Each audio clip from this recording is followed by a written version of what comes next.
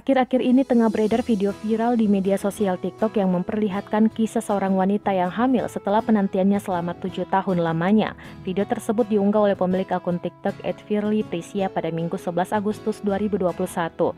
Hingga saat ini, videonya telah ditonton ratusan ribu pengguna TikTok lainnya. Saat dikonfirmasi Tribunnews.com, pengunggah bernama Firly Sahyera mengaku video tersebut dibuatnya di rumah pada saat berkumpul dengan suami dan teman-temannya. Firly mengaku sengaja menunggu momen kumpul tersebut untuk memberitahu kabar bahagia bahwa dirinya akhirnya hamil.